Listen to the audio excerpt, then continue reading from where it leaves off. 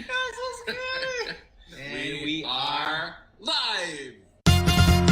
They've won Tonys and Oscars and Emmys and Grammys. There's no red carpet because they're home in their jammies. From Melrose Place to Broadway to Janeway and her crew. Let Seth and James bring all the stars to you. Anywho. They're entertaining everyone, so who's gonna grouse? Just sit right back and you'll hear some tales on Stars in the House. Still got it.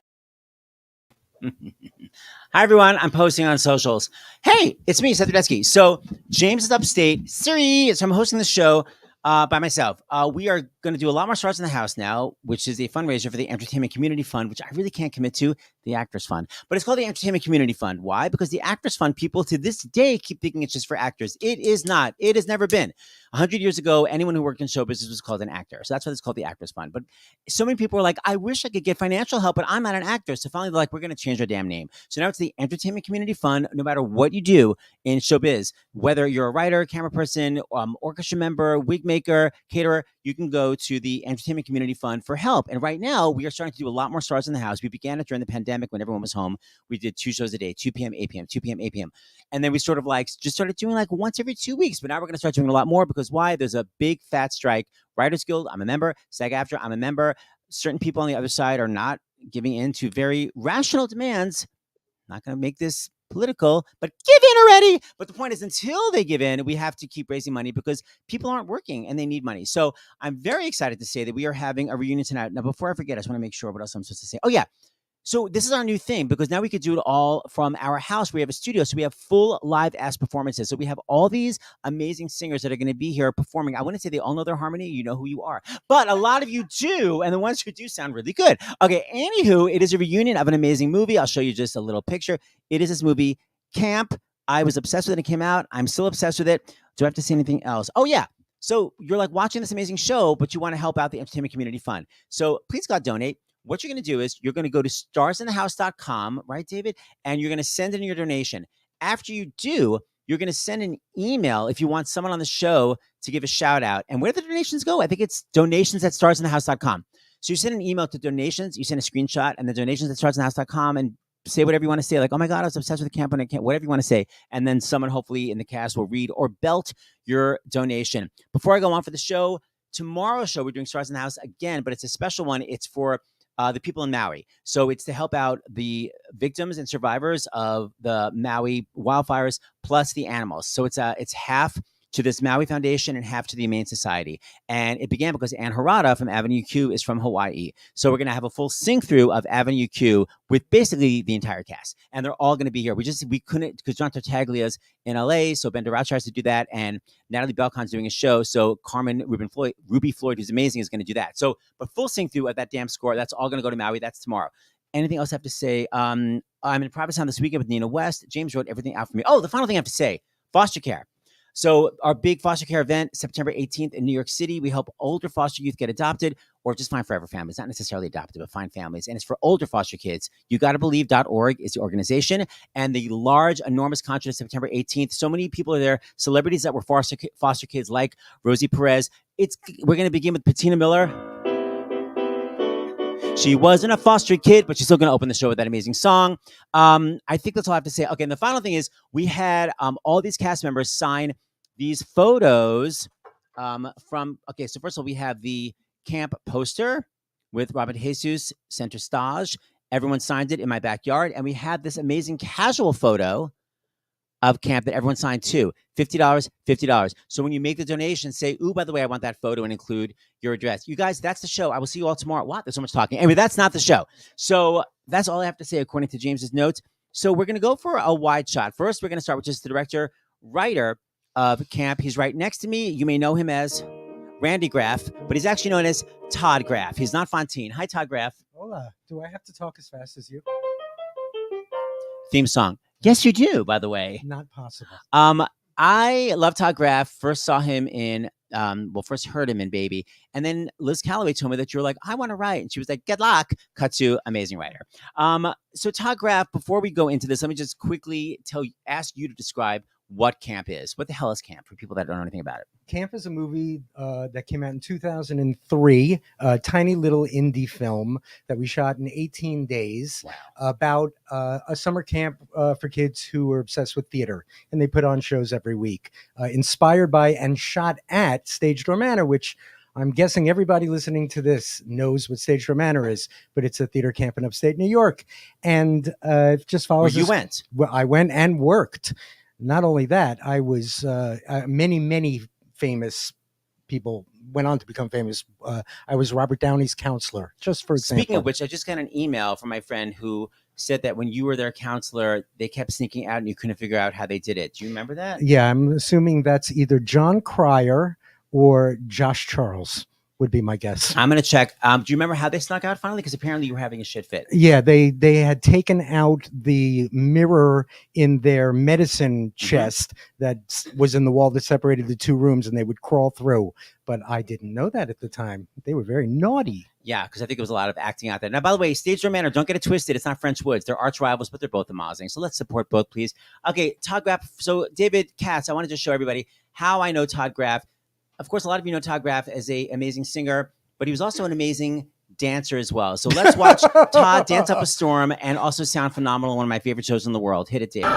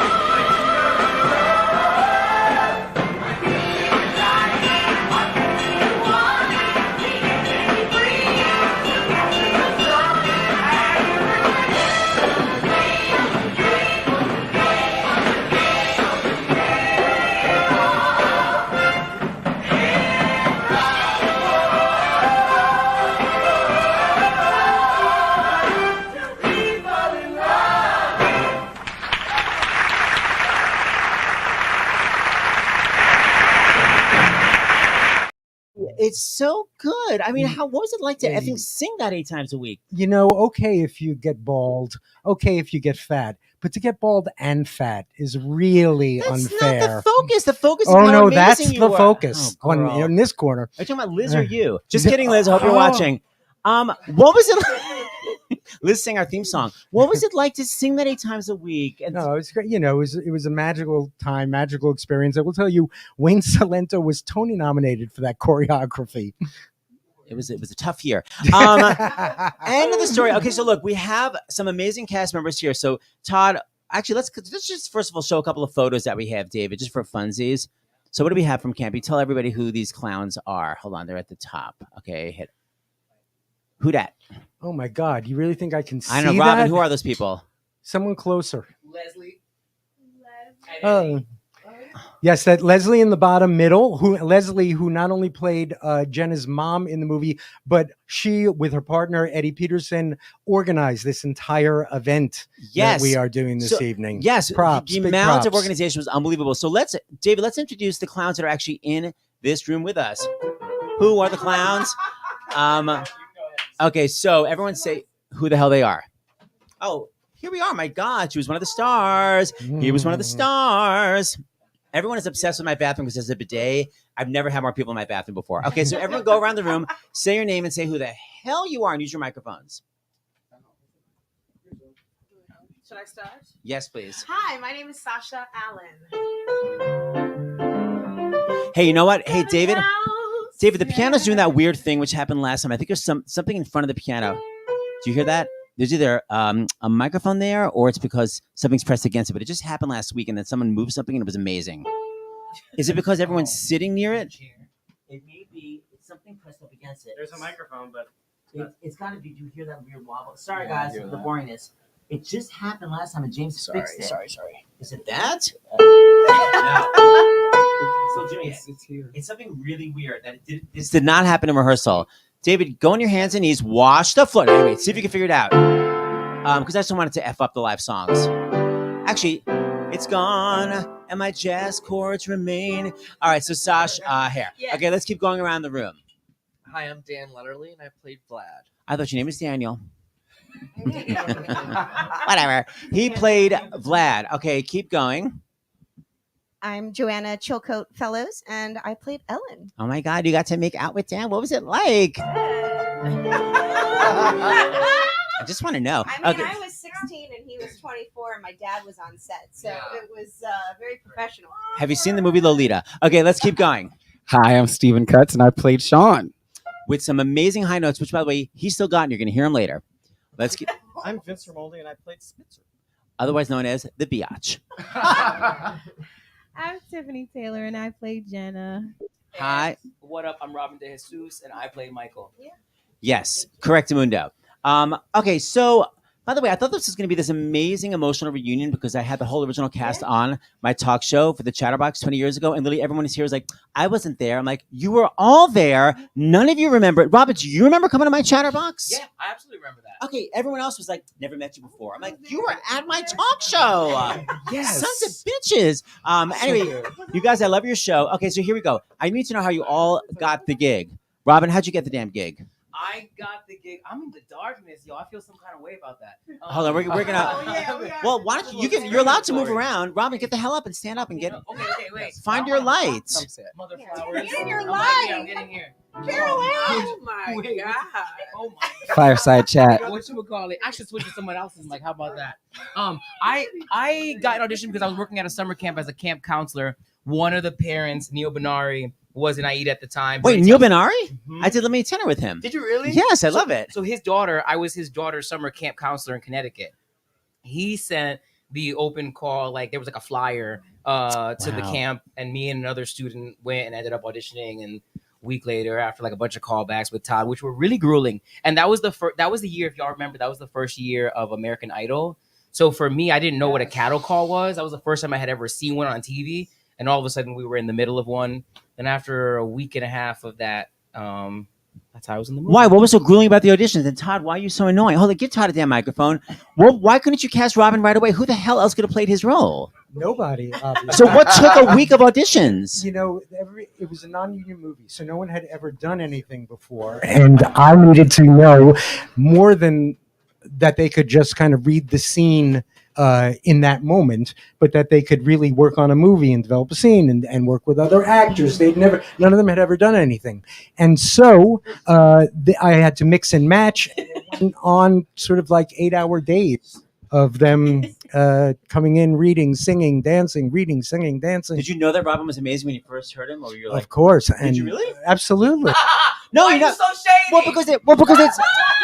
Because it's such a non-answer. Yes, I did. I wanted someone to be like, but he needed this, he needed that. I want specificity. By the way, Robin told me he sings in the key of bitch. I remember that, Robin. High voice. Keep going. He had such a sweet and sensitive quality because it was before he became the jaded show business veteran that he is now, and he was. He had acne, and he was just unapologetically who he was, and we loved him. Robin was amazing in the movie. As a matter of fact, actually, why don't we show that little clip that I have? Robin has this great moment where basically he's hoping his parents are going to come. Vlad convinces him to call his parents, and his parents passive aggressively are like, sure, we'll show up, and then they don't show up. He's starring as Romeo and Juliet, and he's got this dramatic moment. And wait, Tiffany, who else? Wait, aren't you in the scene? Yeah. Oh, but so before we do it, so Tiffany, who told you to have such a riveting smile in that scene? That's all I could have. What was that? Was that direction? Because it's hilarious. That's all that I could do. Well, because she has her mouth wired shut because she's quote unquote on a diet. So anyway, here's some of Robin's dramatic acting when he sees his parents are not there. You can hit it, Dave, whenever you want. What is the prince's doom? What sorrow craves acquaintance?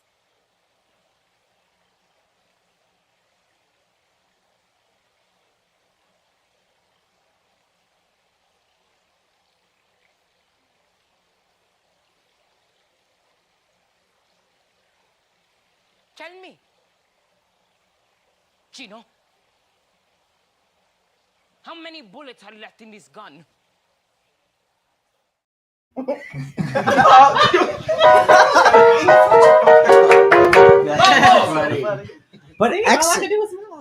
by the way, excellent acting, Robin. That is your natural hair, am I correct in that scene? The red? Yeah. Okay, just want to clarify. So wait, what was your audition? Because your mouth was wired shut the whole show, and then at the end, you're like singing your face off. So did you have to sing for your audition? Yes, I did. I think I sang Whitney, didn't I? You did. I think you did. Whitney. Which one? Don't make me close one more door? No, I will always love you. Yeah. Yeah. I sang Oh, that one. wow. I don't know what I was thinking, but it worked. It did. Okay, let's keep going. Yes, dear. What about your audition? I don't remember my audition. I don't remember your audition. I don't either. remember my audition. I was in LA. I think I was the only cast member to. Bernie Telsey and Victoria Pettibone, who cast the movie, they had to. I remember running into Bernie at a public pool on Leroy Street, putting up a flyer because You were putting up the flyer? no, he was. For camp? Yes, for auditions. They had to find people who had never done anything. I love it. So we just went to like public restrooms and was like at the urinal, like whoever. Wow. So wait, so you don't actually remember your audition? Do you remember getting the gig, getting the phone call? Yeah, for sure. I just don't remember what I sang or anything, but yeah. I remember it was Robin and I. We were both. We were in the same call. Hold up. Yeah. What I remember, I just want to point out something real shady real quick. What I remember was we were supposed to find out the casting on a Friday, and then instead of finding out whether we got the parts or didn't, we found out that y'all were going to have auditions in LA over the weekend. Whoa.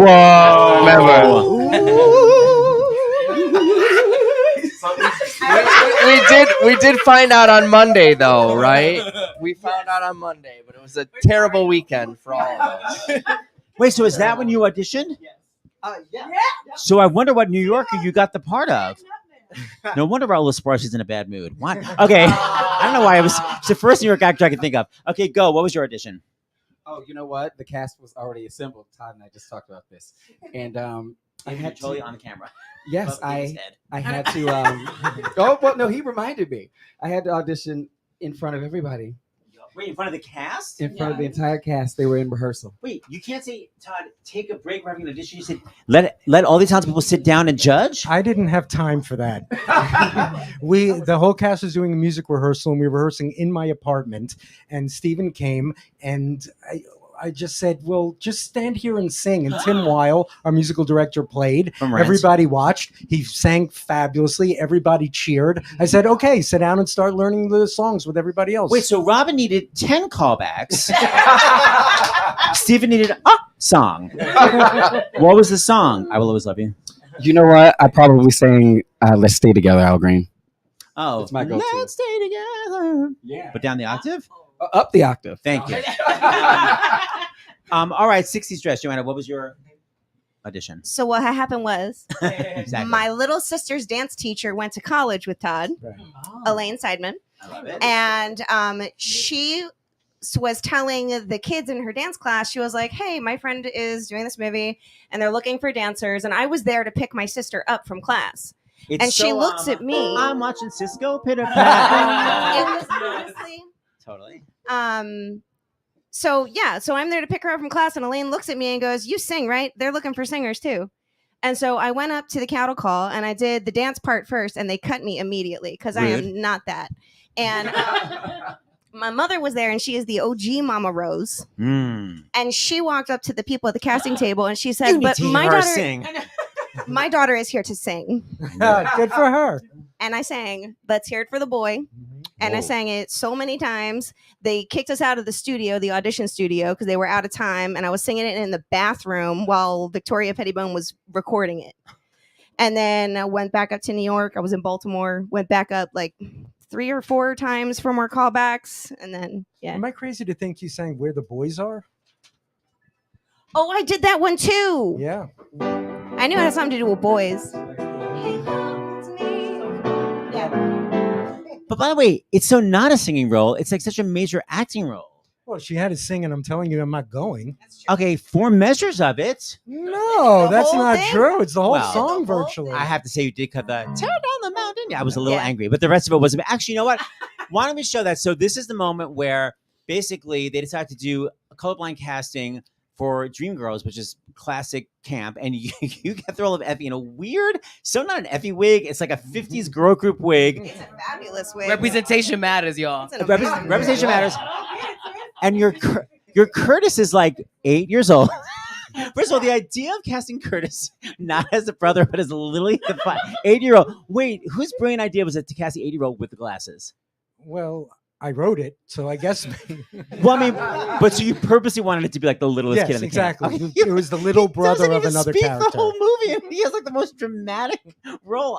Okay, anyway, by the way, you sound amazing in it. Literally, I was like, who is that belting? So this is the production of Dreamgirls at Camp. And can I also just say that Kyrie Bess, who played the little 8-year-old, is attending virtually, and I haven't seen him since then, so I'm freaking out. I'm going to see him as a 30-year-old now. Oh, well, shit. Well, I guess, you know what? Why don't we save that until Kyrie? Kyrie. Why don't we save till Kyrie's here so he can now observe what it was like when he was 2 feet tall. So just know that there's amazing singing coming up. Okay, so hold that clip. Next, how'd you get the role, Daniel? I do remember it was a grueling audition process. I think I had like 3 callbacks, which Sorry, Robin. I guess that's not It's not 10. bad, but I mean, I don't know what I sang. Probably Corner of the Sky, because it was the only thing I ever sang back then ever. So, and You know who your big champion was then? I don't know if you remember him being there when you auditioned. It was Arthur Lawrence.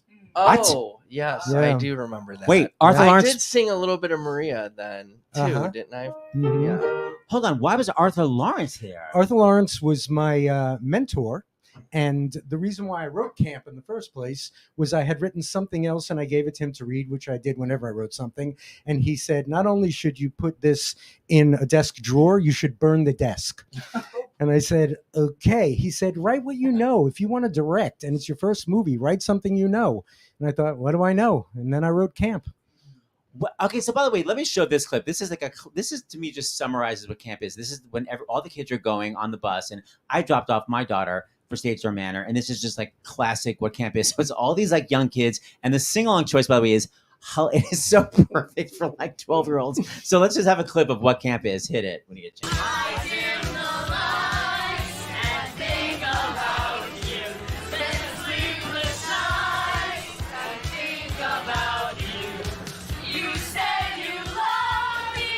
Buddy Miller, sports counselor.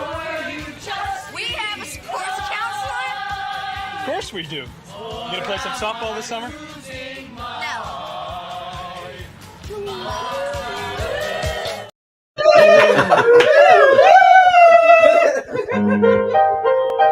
Oh my god, it's so brilliant.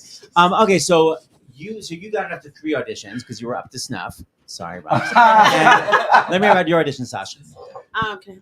Yes, I please. don't know which one works. I actually auditioned for it a few years before everybody else did because I did the reading. It was supposed to be We did a workshop of it. a production before this time around. So I was lucky enough to be able to do both. Oh, so you were really young when you did the workshop. Yes. I was You're gonna high see. school. And did you go to like musical theater summer camp?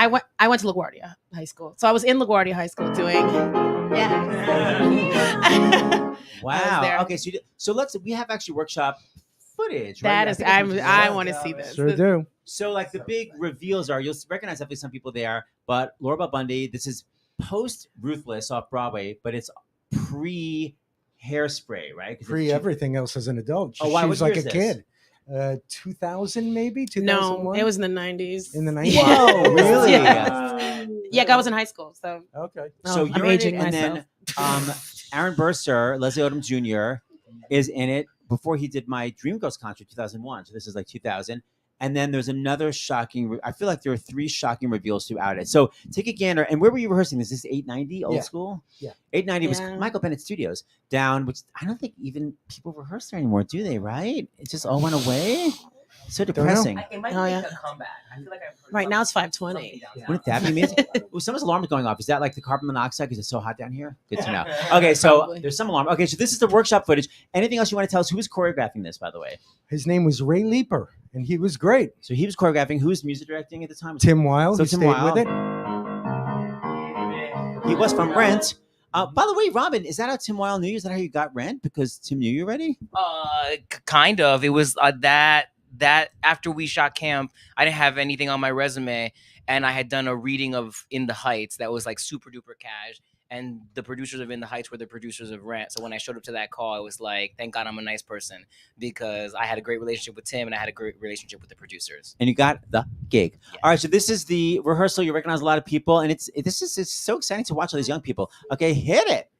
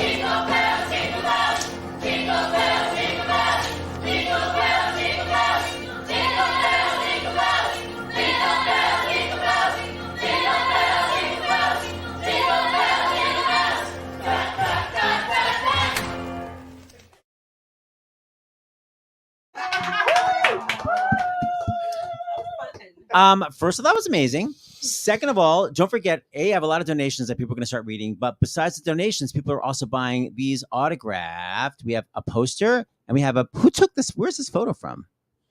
Is this yours, Robbins? It's so great. So the cast is autographed. So just when it's $50 for these, and just tell us what you want because we have it in the donations. But let's read some of them. I'll start and I'll pass it around. Of course, one of our favorites who watches our live stream live all the time, Isabel. She watches it from Germany. Wow. So she literally wakes up at whatever the hell time it is there, Guys, I'm so glad that you're back with new shows. Love Isabel from Germany, Jan from Illinois or Illinois. And then we have our favorite Scott in stupidly hot Kansas City. He wrote $50. Happy to support the Entertainment Community Fund and happy for the family reunion with the Stars in the House. Something called the Sith Core Fam. Stars in the House Core Family. Sith Core Fam. Thanks as always to Seth and James. Hey, David and everyone at Stars in the House and to the cast of the all-time classic Camp. Okay, so Todd, number 4. This is for you. Whoever needs reading glasses, you guys are too young. But I knew. I need them. Oh. I don't have my readers. Microphone, please. Please have Todd say, "Hello, baby, go see a show." Hello, baby, go see a show. That's from Jack in New York. I wonder if that's Jack Feldman. Oh, I wonder. No last name? Then do I keep going? Yes, dear. Okay. Happy to help out again from James in New York. Union Strong, absolutely. Right. We want to thank Fran Drescher and Duncan for helping make this happen tonight also. Todd went to high school with Fran Drescher? No, I've just known her forever. But I wrote and directed The Beautician and the Beast, which she starred in. And in that movie, she's a union organizer. We completely forgot. And suddenly there were like a million memes of her being a union organizer in that movie. Life imitates art. I told you. This is Nancy in Massachusetts. I first met Todd at Beginner's Showcase. Wow, that was before it was called Stage Door Manor. Precursor to Stage Door Manor in the mid-1970s. He did a killer job as the Artful Dodger and Oliver. Oh, thank you. And I had the privilege of being in his original play. Was it called The Chances We Take? It was. The first play I wrote, I was 12 years old when I wrote it. Wow. Was he 14 when he wrote this play? No, I was 12 when I wrote the play. Lots of fun memories. Nancy, I thank you, and thanks for donating. Pass it to the old Vince. There you go, Vince. You're, Number 7. I think it's number 7, yeah.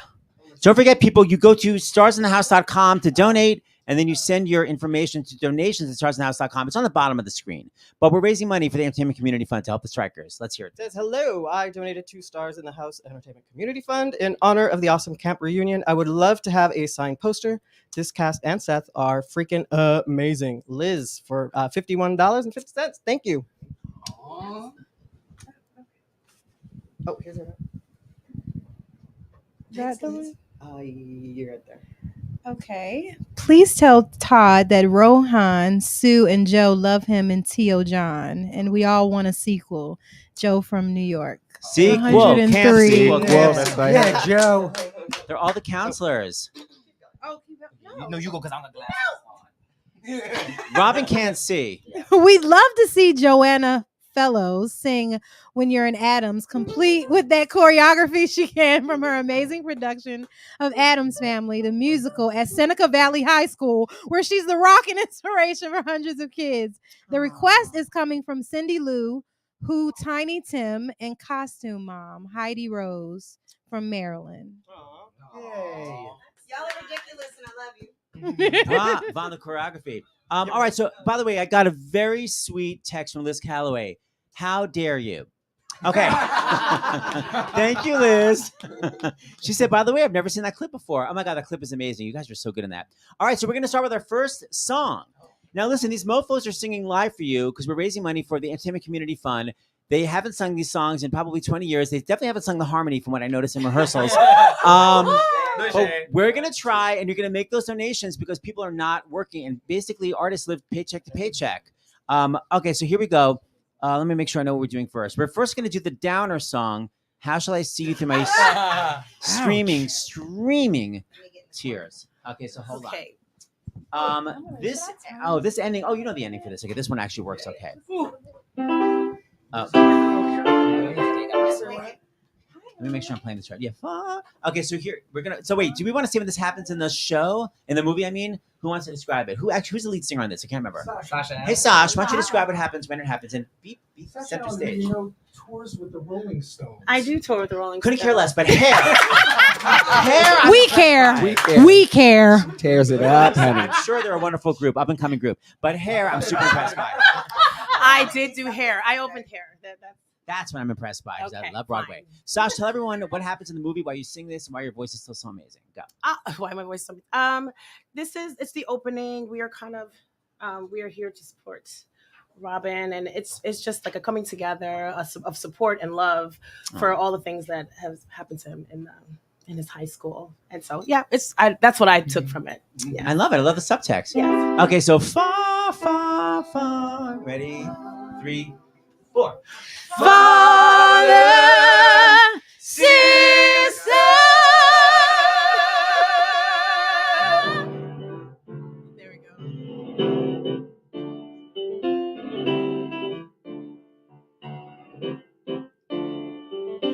Father, sister, dearest voices, I have found you, and I don't know how. Father, sister, I hear your voices, but am I dreaming? Well, are you here right now? Can you tell me? How shall I see you through my tears? Please tell me. How shall I see you through my tears? I need to know. How shall I see you through my tears? Father, sister, the gods have spoken. I bring a promise, a holy vow.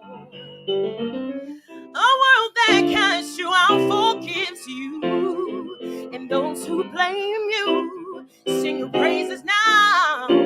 So can you tell me? How shall I see you through my tears? Please tell How shall I see me. you through my tears? I need to know. How shall I see you through my tears? Yeah. Bring it back to me. Child, I'm so glad I'm here. There's hope for me. There's a prophecy. Testimony. Bring it back to me. A world that casts you out may forgive you now. Bring it back to me. I've been waiting for a sign to ease my troubled mind. Yes, on the high notes.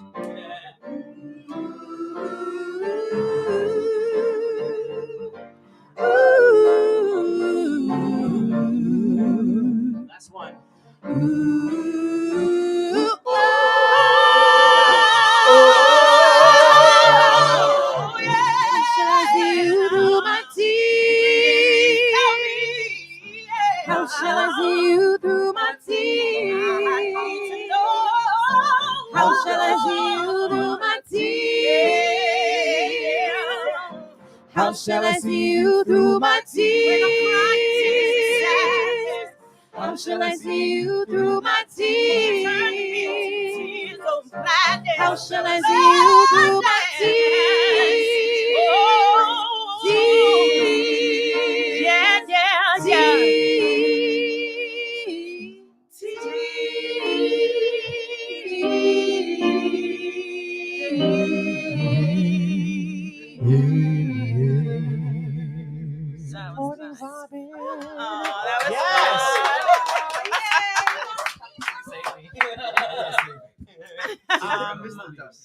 That was really good, guys. Thank you. Sasha still got it. Thank you. Okay, what am I doing? Oh, well, now we're going to introduce the virtual group. So we have people that don't live in New York City, even though some of these people actually here don't live in New York City, but they flew the H in. But I'm very happy that everyone is available on StreamYard, which, by the way, is one of our sponsors. If people don't know, when I first did Stars in the House with James, my bright idea was to have all of our guests on FaceTime, and I was going to hold the phone up next to the camera because I'd never heard of a split screen before. So I was like, I'll have that Kelly O'Hara on FaceTime, and then she'll sing. And David Katz and James discovered StreamYard, and that's how we got to do split screens. It was before I even knew what Zoom was. And now they're one of our sponsors. So thank you, StreamYard, for supporting us for so many years now. We began 2020, 4 days after Broadway shut down. Okay, so our virtual group, why don't we bring them all on at once? That's what I'm going to do, or one by one? We'll do one by one. So that's what I'll do, David. Okay, so first we have Ryan Fitzgerald. Hey, Ryan. Mute. Mute. Hey guys. That's all we need. Sorry, we've had cocktails. You weren't What's old up, enough everybody? when you did the movie, right? How old were you when you did the movie? I would say probably 21. I was one of the. Oh, so few you were an people who could alcoholic back drink. then. Cool. Okay, Yeah, I then was we one of the have few people who could drink, one of our yeah. Turkey Lurkey dancers, Tracy Beezer, who's on a million Broadway shows. Trace, where are you, dear? Hey.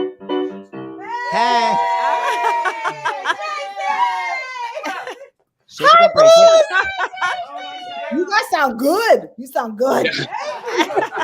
They still got it. They all the way got it. Then we have the non-camp, the mother who approvingly watches her daughter in the final scene. She turns out she is talented, and I'm married to a horrible person. We have Leslie Fry.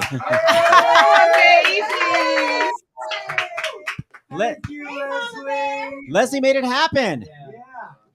Like Mariah, make it happen. Okay, and then thank you. Then we have I think the I'm Still Here chick, right? Brittany Pollock and our ABT dancer.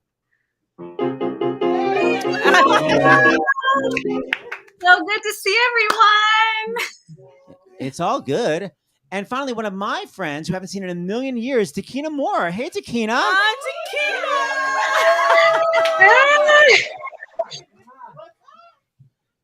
Hey y'all. Y'all sound amazing. Oh my gosh. I'm over here like, what? We all are. Takina, so good to see you. Takina did my hair concert, and of course, Legally Blonde. Okay, so I want to show 3 clips. Let's show because a lot of you featured did. this.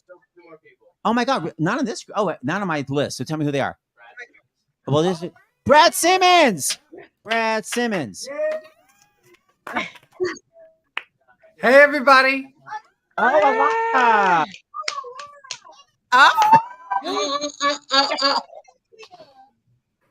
Okay, so first of all, everybody has to know. So is it Lana, is it Tiffany, or do you just go by Miss Biatch? Which one is it? Go. So my stage name, not my choice, was Alana Allen. My real name is Tiffany, but we couldn't have 2 Tiffany's. That's right, girl. So now you're Tiffany permanently. Yeah, I mean that was my name for real. Okay, I love it. Okay, everyone needed that cleared up because I'm like, who the H? By the way, do you remember doing my Chatterbox 20 years ago and singing "I'm Still Here" with Anna live? Okay, you know what? Get her off screen. I'm furious. I cannot believe you clowns. It was like the highlight of my life. Okay, so let's watch some of this. So since I have you on screen, too little, too late. Okay, so Todd Graff bought Turkey Lurkey back into the zeitgeist. So Alana, you're in the middle, or should I say Tiffany, you're in the middle. Oh my God. Takina, you're dancing, and who else? Who's it? Tracy, you're the other dancer. Yes. Tracy, and then you can see Robin in the background. So we have it in 3 parts. Let's watch all 3 parts of The Amazing. We have to separate them because if we show more than 30 seconds, we basically get booted off of YouTube. So let's do part 1, shall we, David? It's Turkey Lurkey time. Tom Turkey ran away, but he just came home. It's Turkey Lurkey time. He's really home to stay, never want to roam. Let's make a wish, and we all our wishes come true. A snowy, blowy Christmas, a mistletoe-y Christmas, a Turkey Lurkey Christmas to you. We're going to keep going. You guys tear it up. Let's watch part 2.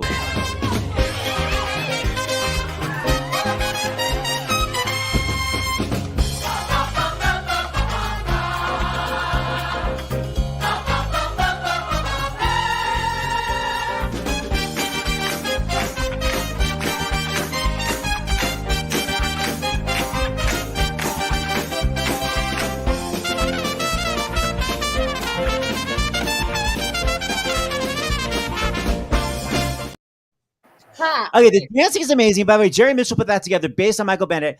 The final clip it's so perfect, Todd Graff, because these camps, they run shows all at the same time. So as Turkey Lurkey is happening, naturally there's another musical that's taking place at the same time about basically 50-year-old menopausal women played by 12-year-olds. So it goes. They really did a camp. I really directed it at the camp. They actually did do follies. By the way, Julia Murney was I'm Still Here, actually, which is classic. So this is a combination of what's happening in the camp. And it's amazing how both parts musically go together. Did Tim, use your microphone, did Tim think of that? To bring in? Yes. We're going to say Tim Wilde did. We're going to say Tim Wilde It's brilliant. Okay, so let's watch the finale. it's so good. Hit it.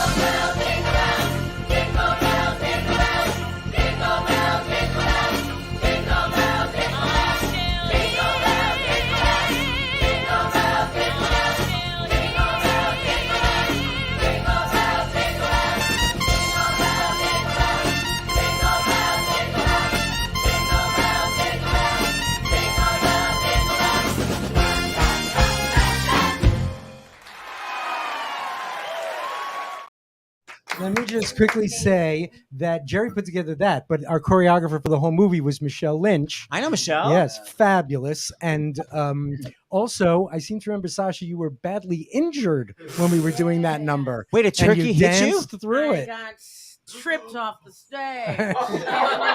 Showgirls? Exactly. No. Yeah, so I had like a whole cast, but And the girl who sings "I'm Still Here," Julie Kleiner, is also one of the dancers in Turkey Lurkey, just in a blonde wig. Wait a minute, she's doing double duty? That's Yes. amazing. That's what you do with a non-union movie, you double cast. Yeah. Okay, so look, virtual people, we love you. Then we have to have a 30-year camp reunion where everyone's going to be in the same damn room. So that's next for you clowns. Right now, we're going to go to our celebrity shout-outs, and we're going to try to fix my piano, which is buzzing annoyingly. So virtual people, we love you. Takina, it's so good seeing you. Tiffany, Alana, peace out. Watch the celebrity shout-outs. Peace out. It's the Graff family. It's Eileen. It's cousin Randy. It's Nika. And we're celebrating 20 years of camp. Yay! Congratulations. Congratulations. Happy 20th anniversary camp. I'm Tamara Tooney and a longtime friend of Toddykins, and just sending so much love and congratulations to the entire team who made such a beautiful little movie that touched so many hearts. And who doesn't love a good musical? And who didn't enjoy a great musical theater camp? Congratulations, everybody. Mwah! Congratulations on the 20-year anniversary of camp. It's such a good movie. Yay! Yay, camp! I, like every other musical theater geek, adore camp. And I remember when I first saw it, I felt, why am I so old? Because I want to go back to those days where, you know, you go to camp or you go and you're young and you're doing theater or summer stock or something like that. And you go, gosh, to be young again. And now that I realize that it's even older than those days when I saw it, you're really making me feel old. I'm very thrilled that this is your anniversary. Of course, I love the film and seen it. Well, it's been a couple of years since I've seen it, but I'm very, very happy for you all. And congratulations. I can't believe how one movie can make me feel so old over decades. Oh my God, you guys! Happy 20th anniversary? How is that even possible? I don't know, but it's just as strong a message as ever. We love camp, and please enjoy the 20 years. It's Donna Murphy here, and I just wanted to wish the singular film, Camp, a happy 20th anniversary. That's got me kind of freaking out, actually, just in terms of the passage of time. But I was lucky enough to get to be around seeing some early screenings when Todd was still putting together the film and editing it, and I loved being a part of that early process and getting to see the process, and I'm just so proud of my friend Todd Graff and everyone involved in this really wonderful, funny, and moving and just really unusual film. Anyway, happy 20th anniversary, camp. Love you, Toddy. Hi. Happy 20th anniversary to my pal Todd Graff and to everyone who is involved with camp. I remember many years ago when Todd and I were doing Baby together, he said to me, "I'm not an actor, I'm a writer." And I remember thinking, yeah, sure, everyone says that. And then I saw camp and I went, oh my God, he is a writer. He's incredible. Todd, I am so, so proud of you. Congratulations. Happy 20th anniversary. It's Michelle. Oh my gosh, my favorite memory is the first time Robin went up in the lift. Robin, you went up and the look on your face, I will never forget. It was of joy, of like pure freedom and just being yourself, living your best life. And that feeling you brought every time you went up in the lift, every time we did it in the movie for filming. And it's actually the feeling like you all brought, this acceptance, joy, authenticity, rawness, realness, and beauty of what it's like to just live in your body and your real self. And it's such a gift. And I hope the world can experience more of all of you. I love you all so much. Oh my God, 30 years. Has it really been 30 years? Congratulations, campers. I love you all. Go get them. Keep encouraging young kids to do everything that you've already done. Oh my God, I loved this movie. This was the most fun that Vicki and I had because we had to cast everyone that was non-union, which meant we knew no one. And all of these people were found through open calls and through, young actors that we knew. But most importantly, look at these faces. They're all have careers right now. But the best thing about it was working with Todd, and because it's the funniest movie ever. And I still watch it every year.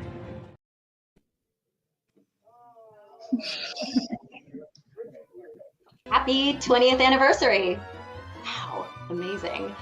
Todd made such a beautiful jewel of a film, and it was so much fun to cast. And we truly fell in love with every artist that we did cast, whether it was the leads, each member of the ensemble. They all just made this film shine, and it was such a joy to watch it all come together. So kudos to everyone. Happy 20th anniversary, happy 20th birthday, and let the spirit of camp live on. Hi everybody, Michael Gore here. I had the good fortune to be asked by Todd Graff to compose 2 original songs for the movie Camp. Here's Where I Stand and I Sing For You, both with lyricist Lynn Ahrens. Lynn and I had a terrific time working on this movie. We'd like to take this opportunity to wish Todd and the entire cast and crew of Camp our best wishes and congrats on this 20th anniversary celebration.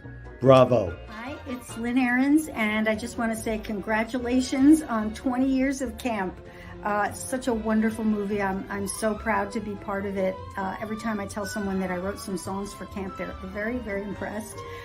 It was a wonderful time writing with Michael Gore and contributing to the movie where all of those young up-and-coming stars made their start. It was just great fun. So congratulations, all these years later, it's amazing. Have a great show. Seth and James, love to you both, and happy camp. Congratulations on the 20th anniversary of camp! Hey, it's Jeremy Jordan. Happy 20th anniversary to camp.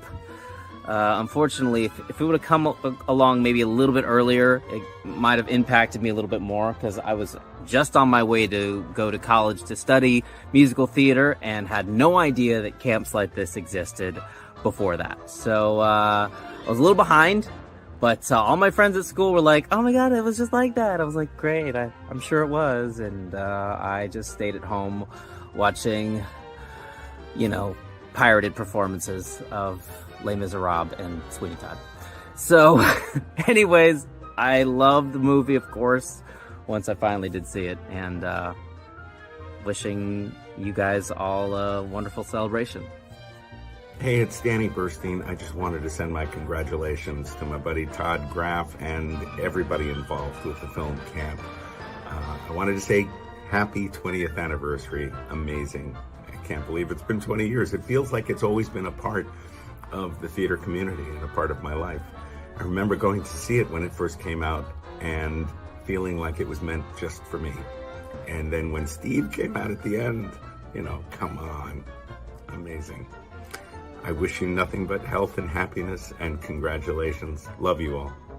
Hey, it's your old pal J.K. Simmons here with congratulations on the 20-year anniversary of camp, which must be a mistake because if that's the case, it's over 35 years since you and I met on Birds of Paradise off Broadway. That's not possible. If that were the case, my beard would be white by now. Congratulations to the cast and crew of Camp on their unbelievably 20th year anniversary.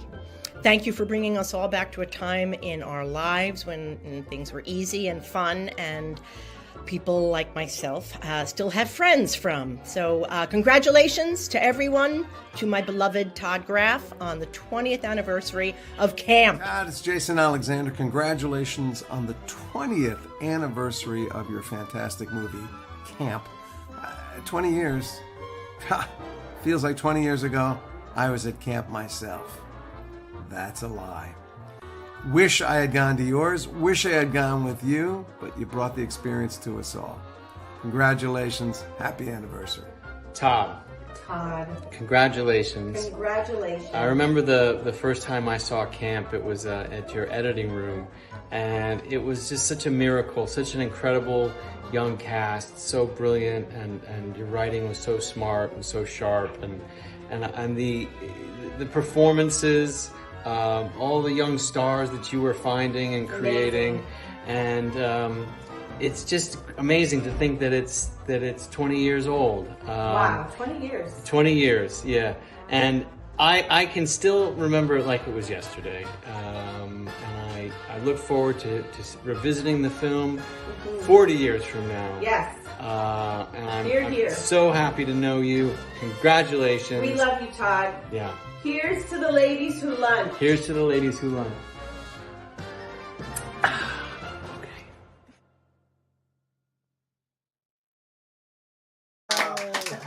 That was amazing, and it's so funny because last night we saw special thanks to Paul Thomas Anderson. Right? That's why was he in the special thanks?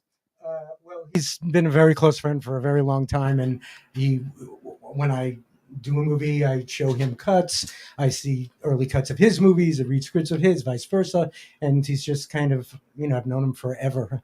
You know a lot of famous people. Yeah, you're one to talk. Okay, so we're testing the piano to see if it works because it was buzzy, but now we figured out it was the fan above that was making the sound weird. How's that? What's good is that it was 100 degrees and I turned off the fans and now it's 120 degrees. So cool, guys, but at least the piano sounds good. Okay, I'm going to read a couple of donations because don't forget, yes, we're having fun, but we're raising money for the Entertainment Community Fund, which has always helped out anybody in the arts, but now specifically because there's so much striking going on and no one has any income, not just the performers, but everyone around them. I mean, no one's making money. So a couple of things. You can donate whatever the age you want. Plus, we have these signed, amazing photos. The cast is here. These are just $50 each, and a lot of people are getting them. So keep ordering them. And I'm going to read a couple donations. I'm going to pass this around. So here we go. Joanna, please do the dance from... No, just kidding. same request as last time. Here we go. Number 10. Perry from Florida, $50. Thank you, Perry. Thank you, Perry. Welcome back, Stars in the House. Missed you. Jim in New York City, $50. By the way, they're all $51.50 because it covers the blah blah blah. So $51.50, very specific. Then amazing. These are all people, by the way, that are also ordering the photographs and the posts. Why it's all $50. Amazing show, Katya in Pennsylvania, $51.50. For Todd, with all of our love, Peter and Karen in New York, $100. Let's pass this way. Daniel, why don't you read it? Why don't you play it on guitar? I don't have my readers. Which one? What number am I Oh, on? No. Okay. Camp remains one of my favorite movies of all time. What fun to hear you all again. Would love a signed photo. Josh from Virginia. Thanks, Okay, Joanna. I first met this beauty doing Secret Garden in Catonsville, Maryland. Catonsville, Maryland in 2000 when she was 14. Our Mary Lennox was future Broadway star Caroline Bowman. Wow. Seth, please have her on your show. I can remember the Baltimore premiere of Camp. Exciting. So proud of you, girl. Shannon, $50. Thank you, Shannon. Thank you, Shannon. I'll read another one. Yeah, Daniel, keep going. Keep going. This is your audition for Camp 2. Todd, take your notes. Camped out? Or what is that? Exactly. Yeah, 16. Hi, I would love to get one of those signed photos of the cast on the steps. It was a small image on the stream, but I'm pretty sure those are the costume shop steps at Stage Door.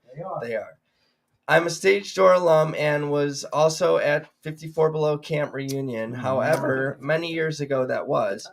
Camp is such a defining piece of media for my childhood and adolescence. Also, I just made my boyfriend watch it with me, and I totally forgot the scene where Petey and Sean are in the office in the Fiddler on the Roof costumes. Yes. My boyfriend and I met on the national tour of Fiddler, so that felt a little cosmic. Thank you, Gabriella from New Jersey. Brava. She don't got no readers. Come on, give it to Tev, yeah. Tev, yeah. Right. Happy to donate tonight. I loved Camp when it came out, and I continue to love the great soundtrack album. And glad to be donating during this very necessary strike when the need is so great. Lane, Nashville, Tennessee. You can read it. Yes, $39. Thank you. Yes, Queen. Thank you. Nope. No one that doesn't have glasses can read. Oh, Everyone's this over, is good. Well, everyone's this- now over 35. All Let's right. be honest. Here's another one. Donating in honor of my lovely friend Robin DeJesus. Aww. Tried to pass you the mic. Talk about a star, smiley face. Send me the lovely photo, smiley face. Patrick in Rhode Island, $50. Send me that photo. Are there any more? There are. You want this? No, I want Vince to do it in his own inimitable style. Number 19. Camp was released while I was in high school. Rude. And was incredibly formative for me. Thank you for making this happen, Seth. Obsessed with you all. So let's get cracking, shall we? Thank you, Kyle from New York. Woo! Yeah. Oh, there's one. Ah. Wow, we have more? Wow. Shite. Keeping the love going. Photo. Hey, I'm keeping the. Nope. No, that person actually is requesting money. Okay, so Toddy, oh yeah, that's how long. So Todd, I have to ask you about Daniel. Give your mic. So I just feel like Daniel is so perfect in the damn movie. Like James and I were watching, it's like the sweetness, the cuteness. Like, did you as soon as you saw him, were you like, that's it? I've never seen by the way more close-ups of anybody in a film before. So go. Actually, that was like a big back and forth with the other producers about how many close-ups there were of Daniel. But not just Daniel. A lot actually. James and I were saying Todd really likes close-ups, but actually I loved all the close-ups, but there was a lot of like Venus de Milo stunningness. Well, he was supposed to be the object of the adoration, and it was the best shorthand way to deal with it, I think. You know, like I said, yes, when he auditioned, great. There was a slight concern that he was older, and he did not look older until I checked the age. And I realized you were 42 when you did it, but keep going. He was going to have to be kissing a minor, and we didn't know if that was legal or we didn't. You know, anyway. But at the end of the day, like I said, it was the 70s. Exactly. Everything goes. Exactly. Wait, how did you guys do it? So wait, it was legal, or like we haven't really? We just didn't. No one ever really said anything. Wonderful. See, recorded. That's what we're striking right now. That's why we're striking. But I mean, it's such perfect cast. I really like to say the whole movie is cast so perfectly. Like when you I agree. I mean, when you look at, aren't you just like, how did I find such amazing people? Like everyone is so perfect for their roles. And I think the answer to that is Bernie Telsey and Victoria Pettibone. I say bravo. They were amazing. I mean, obviously they continue to be amazing, but this was 20 years ago. It was much earlier on in their career. However, Tim Weil was the musical director of Rent, and he's married to my cousin Randy, and so I knew him. And Randy Graff, hello Fontaine. Yes. Sarava. City of Angels, Tony. Sarava. Yeah. But yes. I know I'm referencing that. She wasn't understudying that. Right. Wait, so hold on, but let me ask you a question. Is it annoying, Joanne? Is it annoying to like play the girl that's sort of like passive aggressively rejected all through the movie? Aren't you sort of like, can I like maybe get the guy? Like, or are you just like, I'm acting, what does it matter?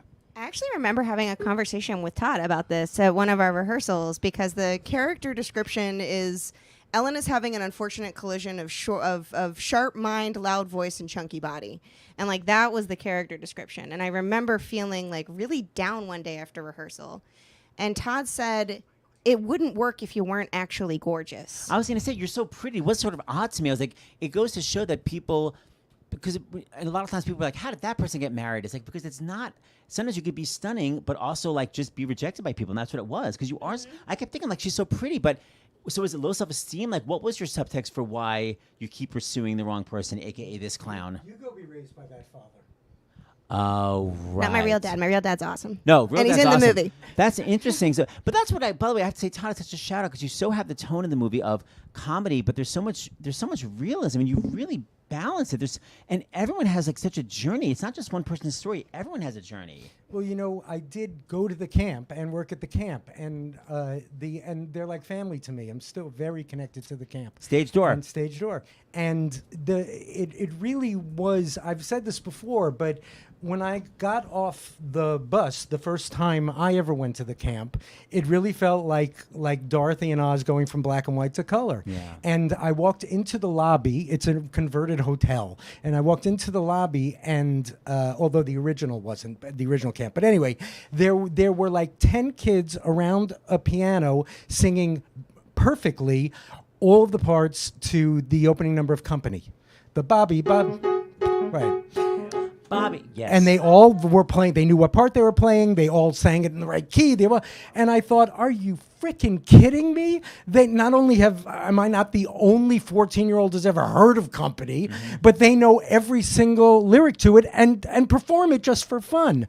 And the idea that those kids had a place, you know, this, and particularly now, thank God that the culture in some areas has evolved so that kids who are non-binary or kids who are trans or kids who are questioning, this continues to be this haven, this place for them to go and be who they are. However, they feel this summer might not be the way they felt last summer or will feel next summer.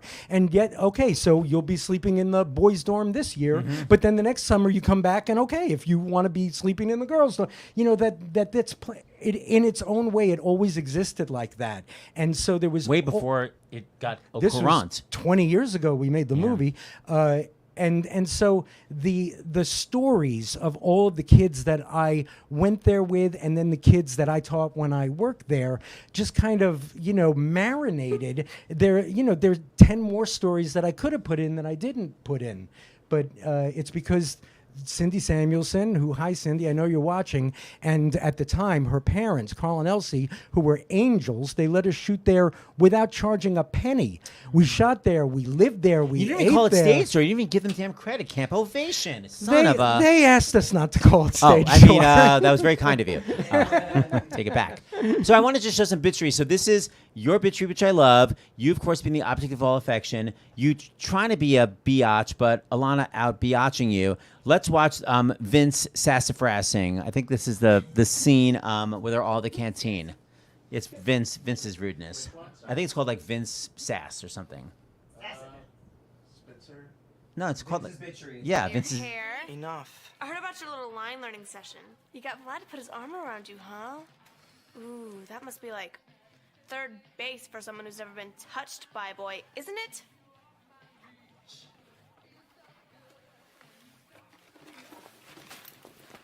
Alan, wait. Where do you think you're going? You know, I think I know your sister, Cinderella. Vince. First of all, you get the biatchery and you get the amazing eye roll. I love it. And we have to give a shout out to Anna, who was so hilarious in this movie.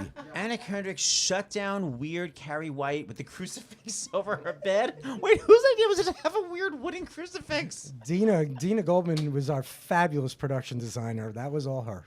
We have to show that this is by the way, what I love about the movie is that like they're definitely quote unquote inside jokes and they're beyond not explained. So this is the first time that Anna Kendrick meets Fritzy meets, I guess, Jill. Is that her name? Right. Fritzy meets Jill, and it's such an inside joke, and it's completely not explained. Okay, you can hit it.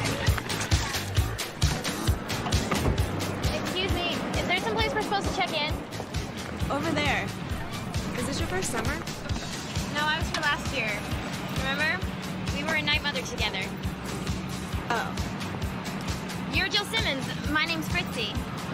Fritzy, of course. Let me.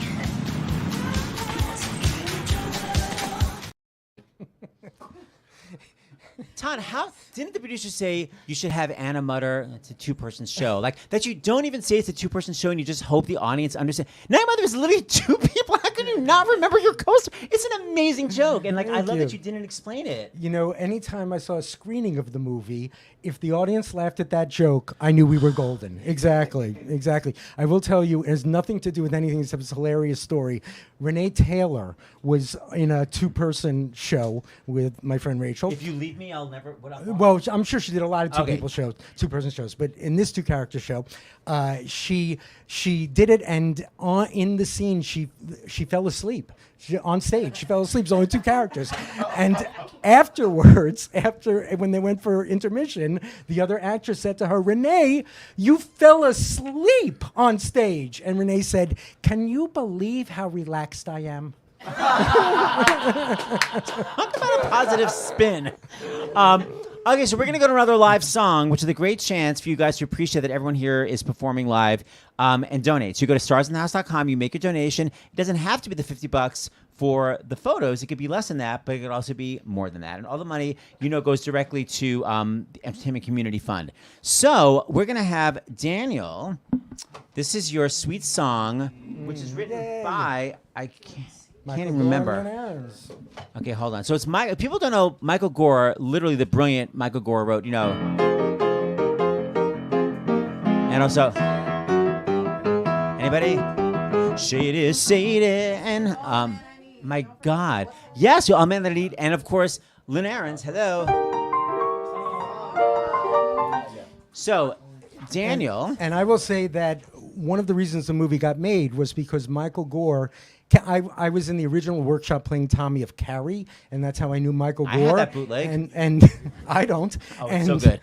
And so I asked Michael if he would write songs for the movie. And because he said yes, I was able to attract the next person and the next person, ultimately leading to Sondheim. And then when Sondheim came aboard, of course, everybody came aboard because everyone wanted to be involved with something that's on it. But Michael Gore is the hero. I love him. And by the way, the music for Carrie is unbelievable. All right, so Daniel, are you ready to sing your song? Yeah. When do you sing this in the movie? Tell our nice audience. Bert Hanley, I think Vlad finds Bert Hanley's music. Bert Hanley is sort of like Elizabeth Swados, but like a male version. He writes like a really cool kid show. Washed up drunk. But he hasn't written a cool kid show in like 20 years. Yeah, and he finds his music in his dorm room, and he pilfers through his stuff and learns the song, and he sings it in the cafeteria or whatever. Outside the canteen. Yeah, and then Bert Hanley comes in. So we only hear like the first verse of the song in the movie. But on the recording, we have the entire thing. Right. And on the the DVD, remember those? Yes. In the extras, we have the whole thing, and it's you and the great Kenny Brescia playing guitar. Kenny Brescia. And on the Betamax, we have the choreography. Okay, so here we go. You ready? All right. Sure. Don't forget to donate, starsandhouse.com. Try the piano. Sure. Anybody? Is it okay? Sure. For a whole lot of years. That was for Liz. Here you go, Daniel. Okay. Now, by the way, Daniel, when you're singing this, are you singing it to Joanna? Are you singing it to Alana? Are you singing it to Robin? Because you are a whore in this movie. So He's singing it to me. Yeah, I was singing it to Spitzer, poor definitely. Vince, you're in love with him in the first scene, and then he never looks at you again. No, sorry, dear. It's all good.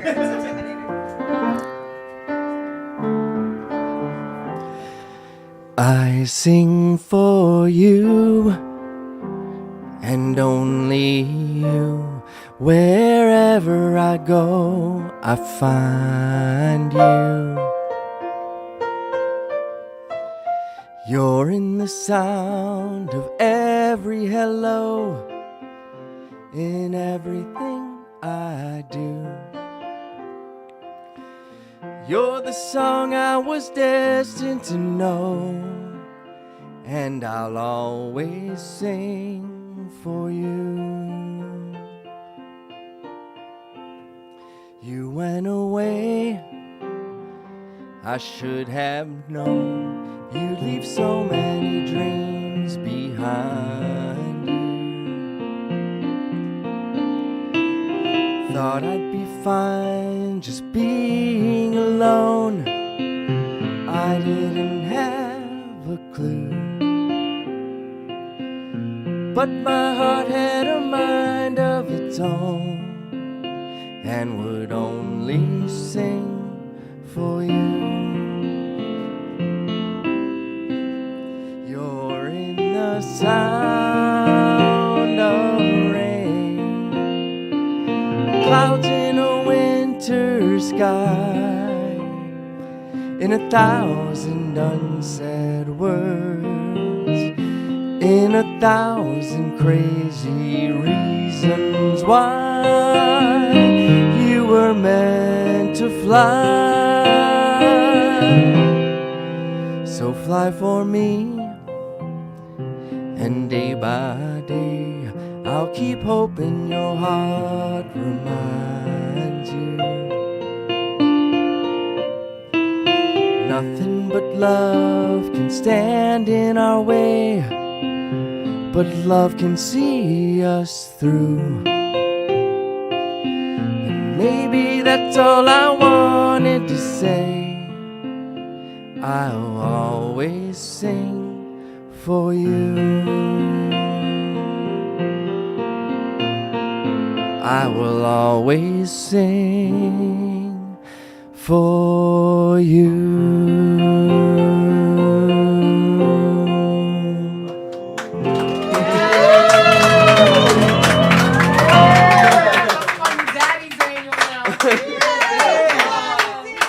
Robin is been so a trying to while, work it. Robin, settle. It's not going to happen.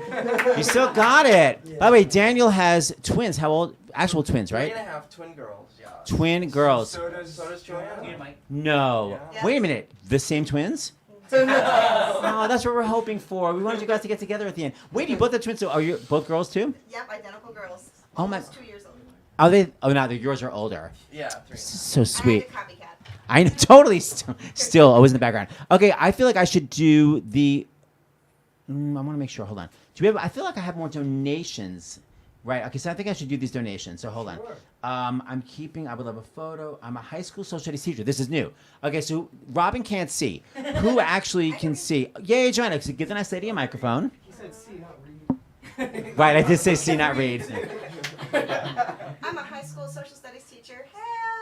Yeah. And also involved in our theater program. One of my students and I bonded over our shared love of camp. I would love the autographed mini movie poster to add to my movie musical memorabilia. Rhonda from Maryland. Hi, Rhonda. Hey, Rhonda. Tiffany from everyone back home in Baltimore. We love you forever and always. Keep doing great things. You mean the world to us, and we are so happy the world gets to see you again. Congratulations to you and the wonderful, talented cast of camp. Love always. Poppy, Miss Sandra, Dud, Jaya, Hosea, Caleb, and Nikki. Any more? I think there's like a whole crazy ass list. There's 3 more. Okay, go for it. Girl. All right, from Casey, Michael, and Lucy from California. Yay! Woo! Casey went to camp, stage dramatic. Ah, bravo. Nice. So did Lucy, her daughter. As a theater camp teenager myself, I fell in love with camp when it first came out. Little did I know that a few years later, I would be honored to get to teach alongside and become good friends with Joanna. Joanna, thanks for keeping my inner theater kid alive by letting me dance with our students. I adore you, and I'm so lucky to have an inspirational colleague like you. I love you. I love you too, Megan. All right, one more. Hey, y'all, from the live chat, Davion Edwards. From Big Island, Hawaii. Hey, camp family, it's Davion from the hair department. You all mean so much to me. Great to see you. All my love. Bravo on the hair. And by the way, speaking of Big Island, don't forget tomorrow we're raising money for Maui with an Avenue Q sing-through, starsinthehouse.com. David, I'm supposed to do some viewer questions, but I don't know if they're ready to go, so I can move on to something else. Okay, so you're going to text them to me? Yep. I haven't given you my phone number. It's unlisted. 555-1212. Thank you. Anybody? Okay. We got a text from Jason Hayes saying, "Hey, all my babies, after doing all the hair and wigs for this incredible film, it's been such an honor to watch your journeys and careers take off." Yay, Jason and Davian. Okay, David, you're texting me this? Yes. Okay, hold on. Sending it right. Okay, David Katz. These are viewer questions that hopefully, quote unquote, y'all will answer. David, oh my God, they're a lot. Okay, here we go. Okay, number 1. What is it like knowing you're all part of something that is now that now has a cult following, and how often do you get recognized because of it? Todd, you're never recognized, so pass that down microphone to some of these people. Well, I mean, it's like, you wrote it. No one knows. So however do you get recognized, and how does it feel to be part of something culty? You guys are all in a cult, right? So I don't get recognized that frequently, but when I do, it's always from this place of absolute love and connection.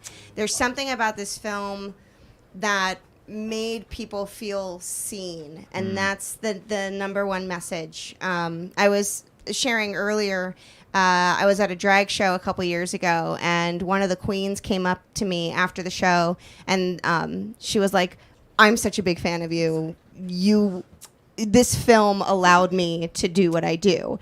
And then throughout the night, it was just queen after queen buying me shots and telling me how much this film meant to them and what a freeing experience it was for them as this young queer kid to see other young queer kids living their young queer lives.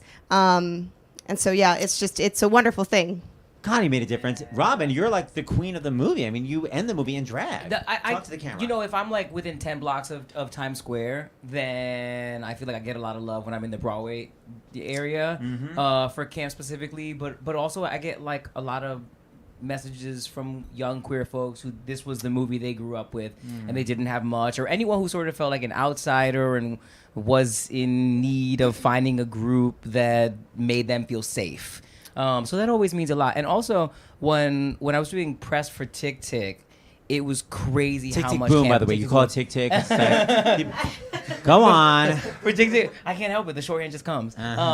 But during Tick Tick Boom, camp got a lot of love. And I was telling Todd this earlier, that I felt like Tick Tick Boom was we're in such a different place that I felt like camp got the love that it should have gotten in real time. So it felt like a little like retroactive love. Oh, I see what you're saying. Yes, because now there's also social media, which there really wasn't in 2003. Can you imagine what it would have been? Okay, there's more of your questions, so hold on. I'm going to read them right now. Number 2, in your time at Stage Door Manor, I guess this is for you, Todd. Did anything like the Dreamgirls? Did anything like the Dreamgirls plot with the wildly age/race inappropriate casting choices really happen? That visual has me in stitches every time I watch the film. Yeah, you know, it's an interesting thing, and they also go through an interesting problem now, or not problem, but situation at Trying the to figure it camp, out. which is, and appropriately so, when the camp is now far more diverse than it was when I went there. Yeah.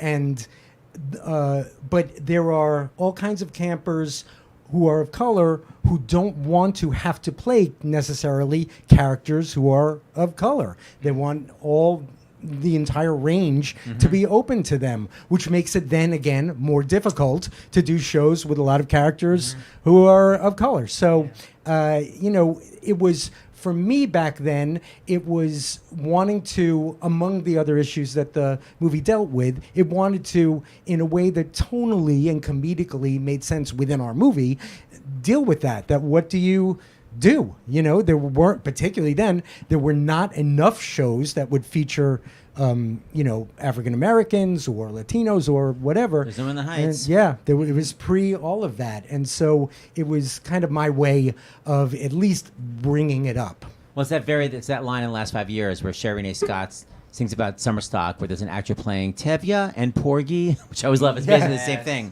Right. Okay, so now we're on the next one, number 3. How does it feel to know that camp had such an amazing impact on people even still 20 years later? My inner theater kid still gets butterflies every time I watch the film or listen to the soundtrack. So I guess your kids haven't seen it yet because they're going to be like, what, the H is going on. Wait, your kids have seen it? So go talk into the microphone, the fancy-ass microphone. Wait, how old are your kids? My daughter I'm dropping her at college tomorrow. That's why I need my reader. Oh my God.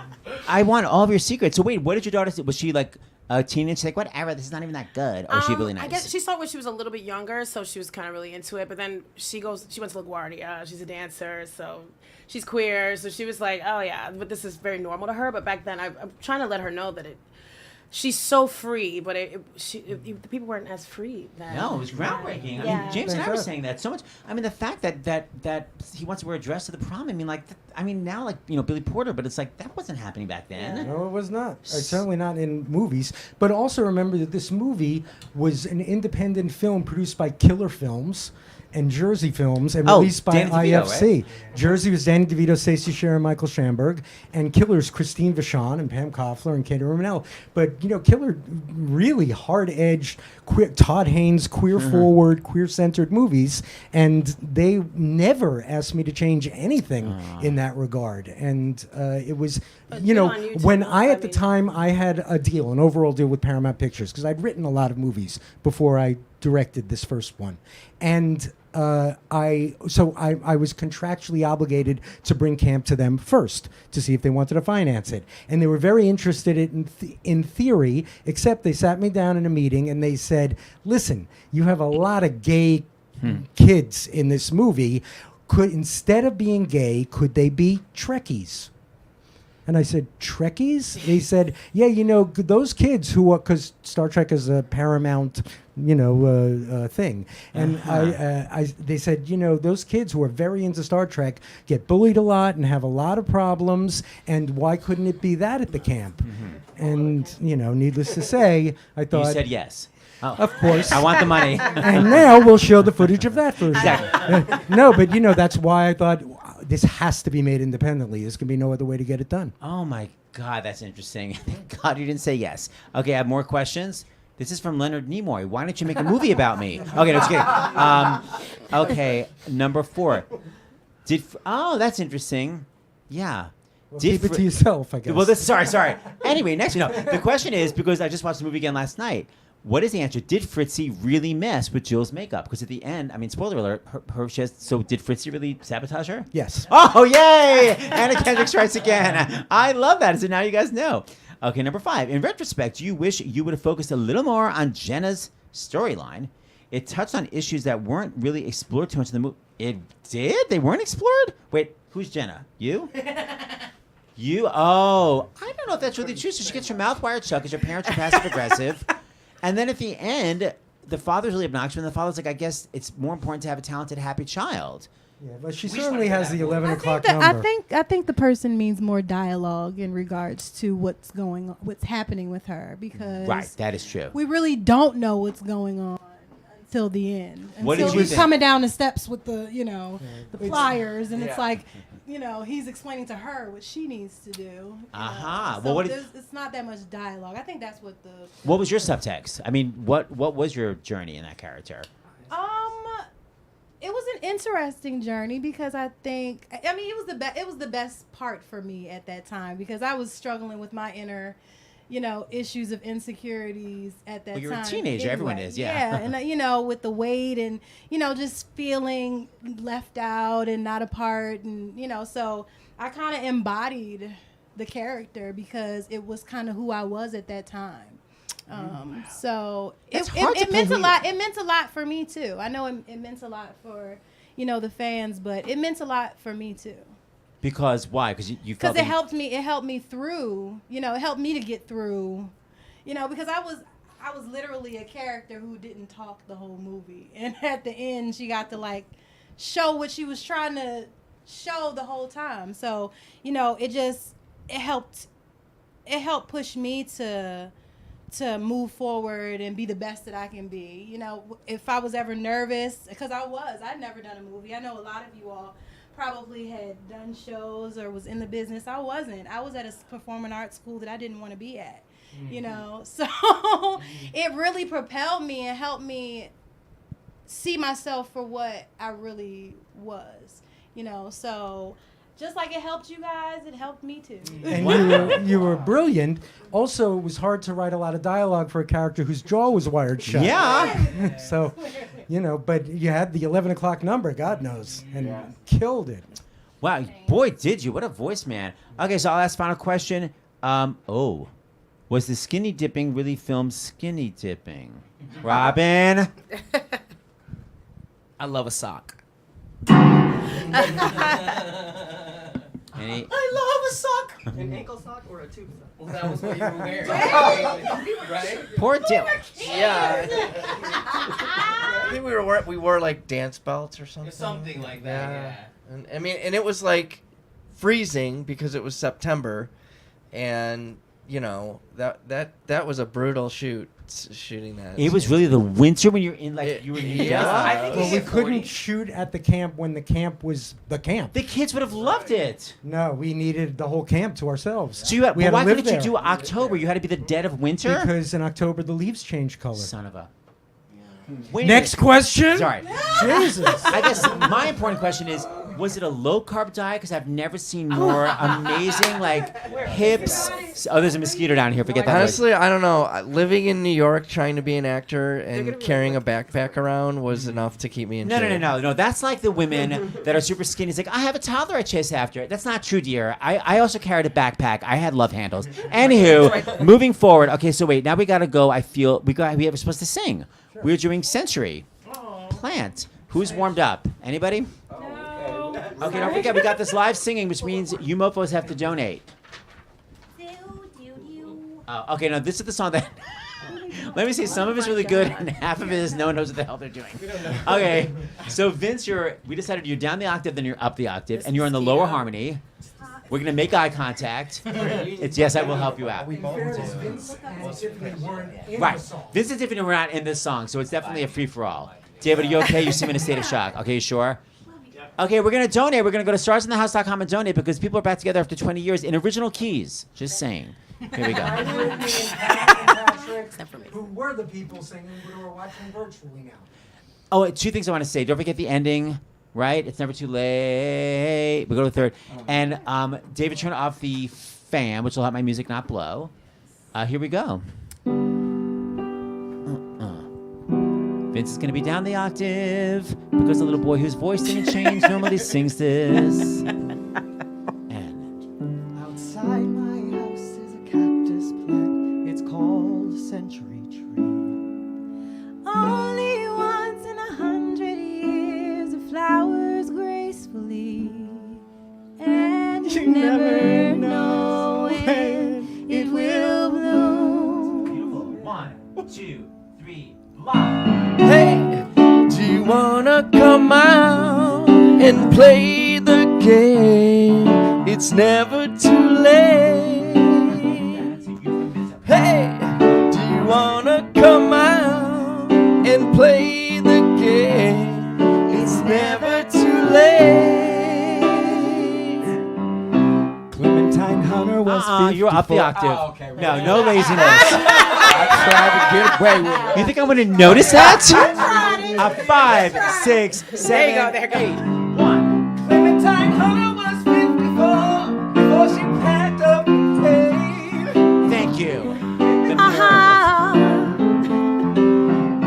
Old Uncle Taylor was 81 when he rode his bike across the plains of China. Shining on that day, just like today. Do you wanna come out and play the game? It's never too late. Hey, do you wanna come out and play the game? It's never too late. Here we go. Didn't know how to tell her for over 30 years. She kept locked up inside himself, and no one saw the tears. And then she went away, and he woke up that day. Now she brings roses to his sweetheart.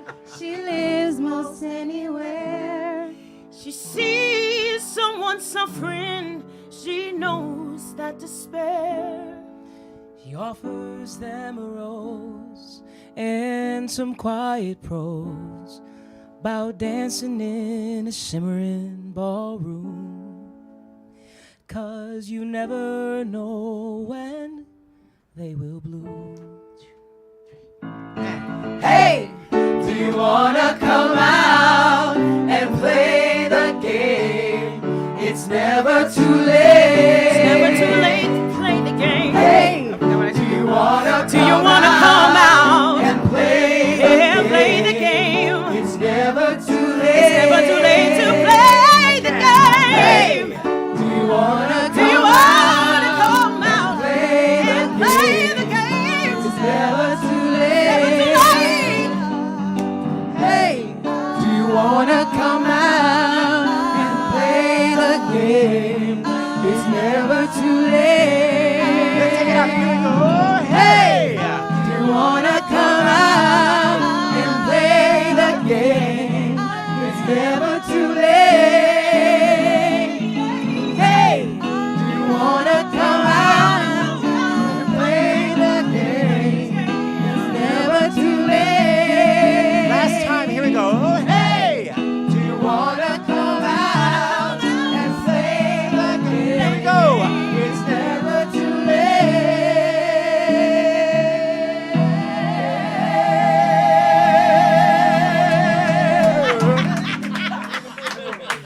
State of Sweating. literally sweating from that. I think it's impossible to sing that song without just a big stupid smile. on Yes, your it's so face. joyous, man. It was fun. Victoria Williams wrote it.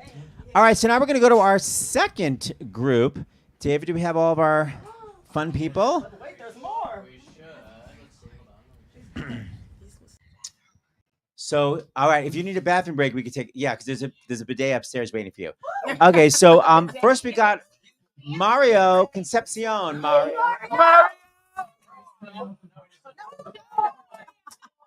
No Mario, my Winky. Tony. All right, Tony. It's Tony time. Oh, hi. All right, we have to bring in our controlling mother figure, Leslie Fry's back on. Leslie, because she got the whole thing going on. Hey, girl. Hey. Hey. Who's next? Robert is next. Robert Roscoe, where are you? Obsessed with that. Okay, then we have Julie. Julie.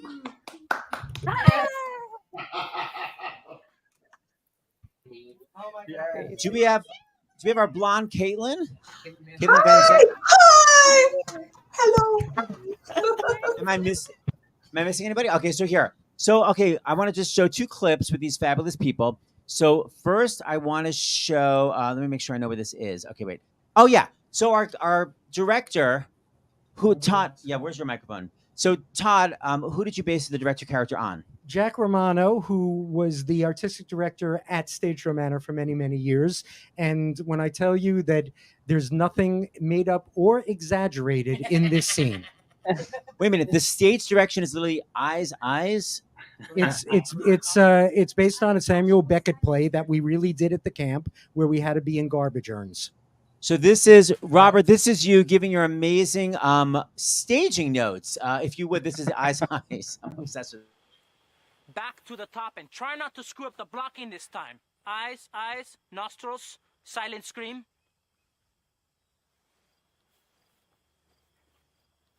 I have to go to the bathroom. Piss in the dumpster. Start again. Yeah, Bobby. For someone who has no lines, you have all the comedy lines.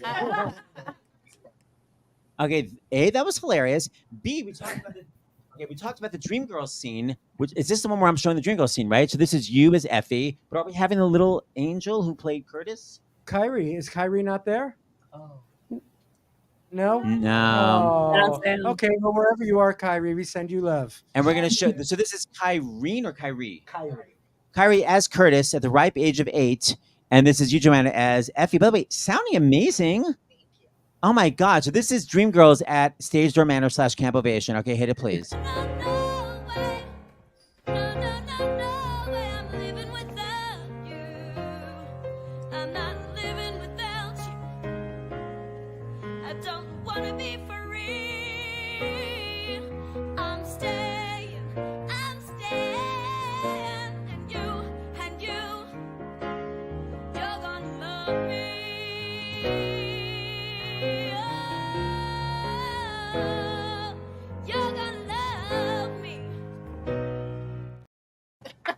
Yeah. It's the way you Joanna. God, it is so good. So, everyone, what's it like watching everyone talk about the movie again? Are you guys having like a weird flashback breakdown? Oh my gosh, I'm sitting here like I'm in Mexico right now. While I'm so tan. I'm sitting here trying not to cry. But it's funny because Sasha, they mentioned about why Sasha wasn't dancing in Turkey Lurkey time, and it's because I like stepped on her foot, like crunched her foot pretty good during one of the mini rehearsals, and we shot that film over like until like 5 a.m. Like all the musical numbers were shot at night, so we're dancing over and over again. But it just sitting here getting the feels, like trying not to cry, but losing that battle. Oh, we I love you guys you. so much. Yeah, guys, I wish we could talk to the virtual people more, but the screen is 85 feet away, so we basically can't see your faces or barely hear you. But Better. It's great seeing you. I look okay, great so- then, just so we're clear. Exactly. Haven't aged a day. Now we can see you. Oh, now we can see some of you wonderful people. All right, so I guess my just question before you guys go: is there any one amazing moment you remember from the filming? I have Van one. Zant? Yes. Okay. I have Liz? one too. Okay, Well, everyone go. So here's the thing, that the scene between Jenna and her parents was not written in the film. It wasn't written in the script initially. We had already did our little part where we were down at the dock wishing and sending her off. And I get a call from my agent telling me that Todd had written in another part. And so I was like, okay, fine. He said, come down to the camp. We went to the camp and we got the script, I think the night of. Was that right, Todd? We got the write-up, the new write-up, like the night of? It's entirely possible on that movie. Yeah. We got the script the night of. And for the first time, I was like, oh my gosh, I have to do a huge crying scene, But let me tell you, the atmosphere was so set.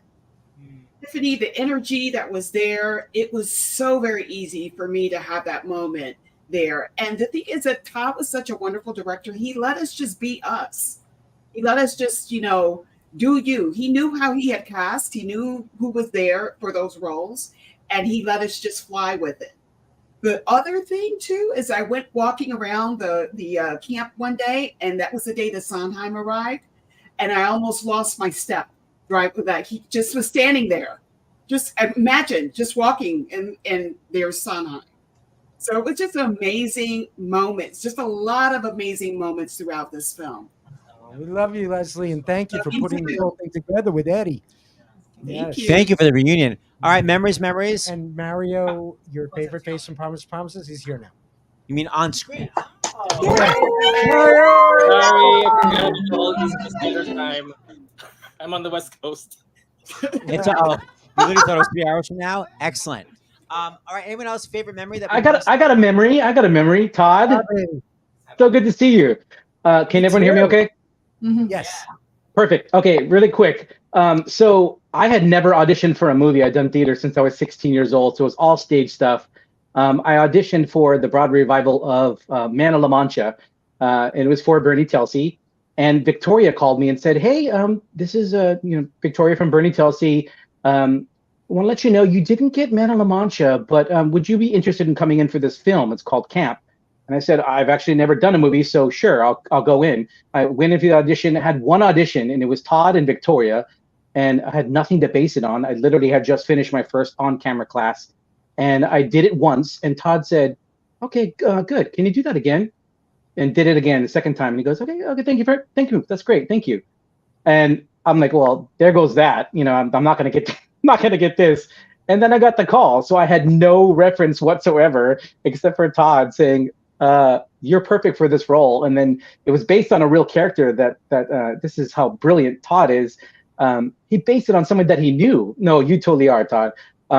And everyone in the film is so much of themselves. So there's a little piece of everybody who is really authentic and real. And it's such a great memory that I'm like, on a whim, I went into this audition. It's another lesson, by the way. Show up to every audition, even if you don't think you're right for it. Just go. But Todd, thank you and everyone, thank you. It's so good to see you. It's wonderful.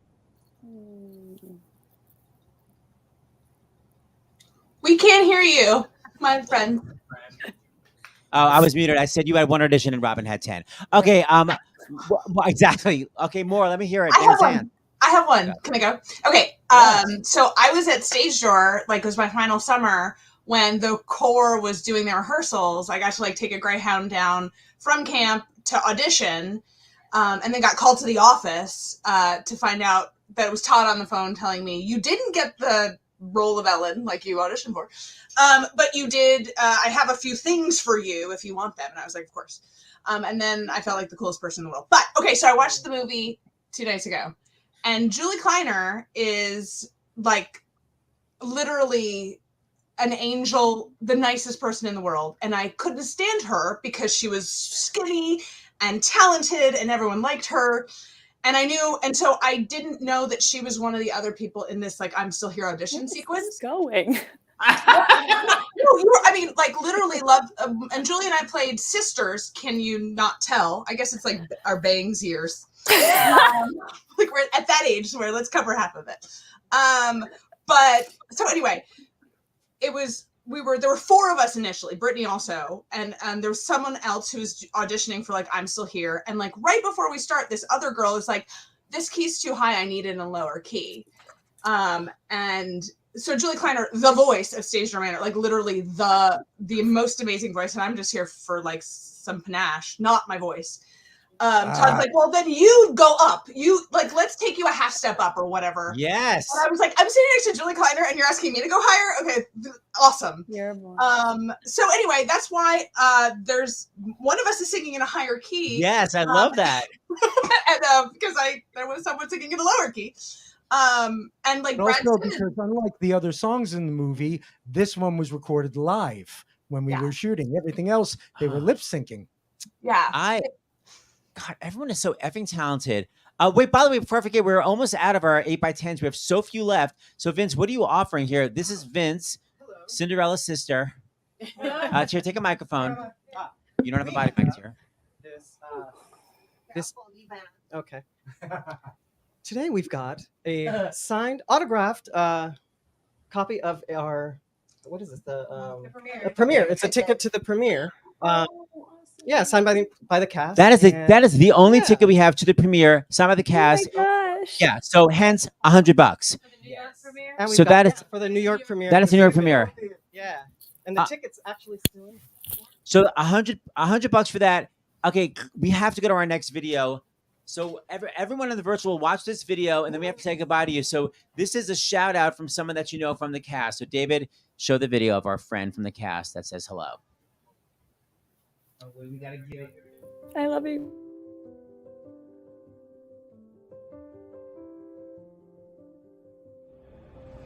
Hi, my name's Don Dixon.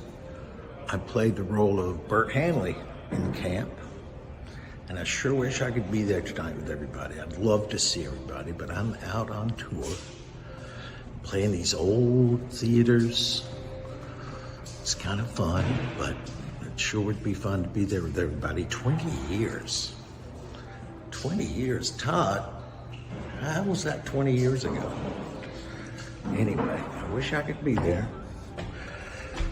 I would sing a song with everybody. I try to anyway. But I'll be down there. Wish I could be with you.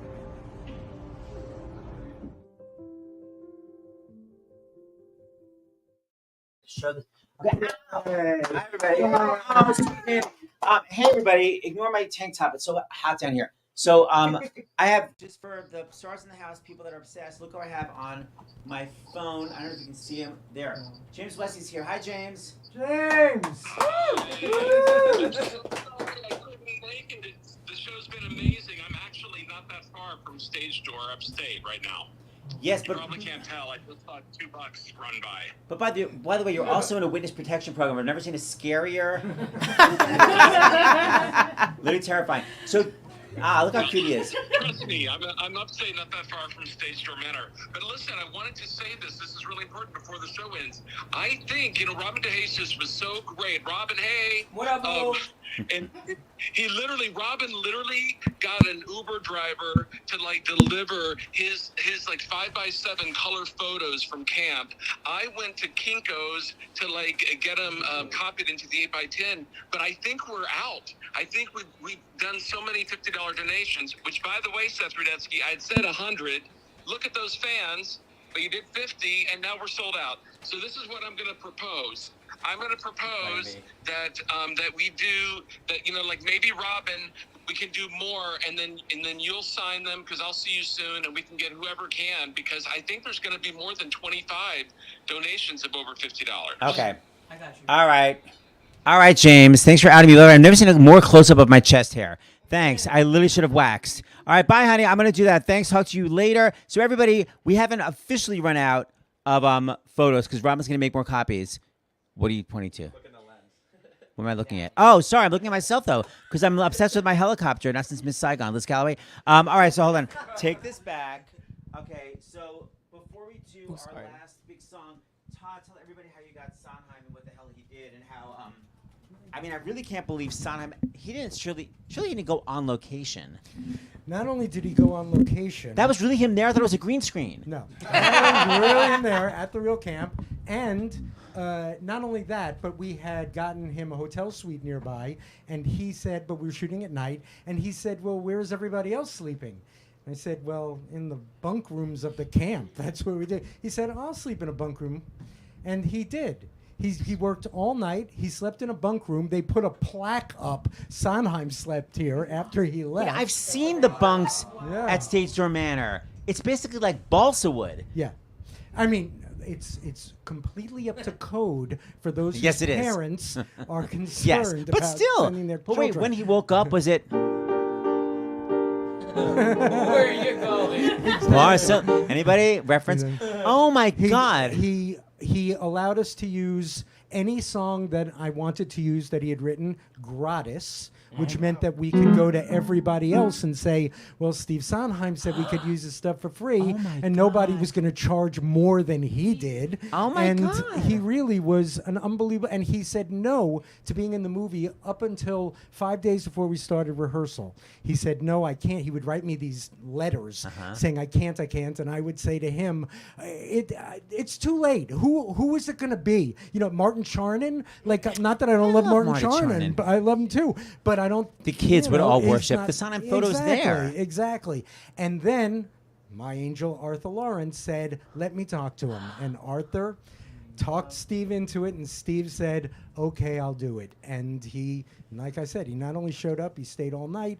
He ate with everybody. He hung out with the kids. He talked. He answered questions. He slept in a bunk room. He was pretty amazing. Okay, I can't believe it. David, let's watch the actual clip.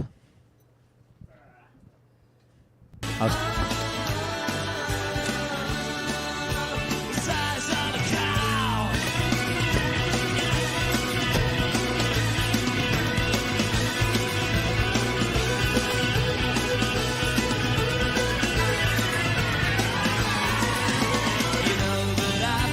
Oh my God.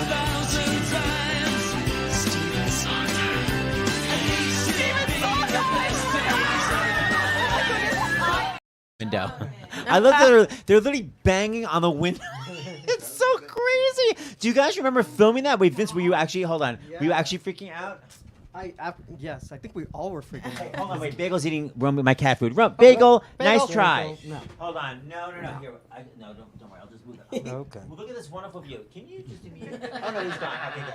Okay, sorry. Yeah, we Bagel, were- all he we does were is all either eat the freaking cat out. food or go to the litter box and eat something else, and don't ask why. Okay. So you were saying you did love it? Yeah. Oh my gosh, what an honor to grace the screen with such a. And the legend. only movie he ever made. He did a tiny little like Zoom cameo in Well, wait a Knives minute. He Out. was really good Yeah. in Tick Tick Boom. Anybody? What? I went there. Stupid. Actually, that was one of the reasons why I wanted to do it was. No, he hated the way he looked, and particularly on screen. He hated the way he looked. And after it was done, and after he saw it, he wrote me a letter that I have framed that said how much he loved the movie and how happy he is that he did it. He said, if only you could have gotten somebody else besides the schlub who played me. First of all, he's so good. Let me just say, by the way, Cindy Samuelson from Stage Door Manor, who we love so much, by the way, made a donation in your honor to the Entertainment Community Fund. We love that. We have so many donations, but look, we have to basically end. So let me just say we're gonna do that. This $100 for the invitation. Part B, we're gonna do more photos that Rama's gonna print for $50. Sorry, James. You go to starsandhouse.com to donate. And so Todd Graff, is there another movie gonna happen? Another camp movie? Yes! Well, it's written, and I tried to get it done. Yeah. It's really hard. You think it's hard to raise money for people affected by the strike. Try, raising money for the camp sequel, apparently. But it's... Yeah, exactly. But it's a pretty good script, I think. Can we just do like a live reading of it? That would be great. I would do that. Hey, can we do a live reading of it on Stars in the House? I would love that. Oh, look at that. You better hustle. And I will say that there is a cameo written for Patti LuPone, who said she would do it in the movie. Is there Patty? Hold on, is there a cameo written for Seth Rudetsky? who is, I think, still non-union now that we're on strike. I'm not SAG anymore.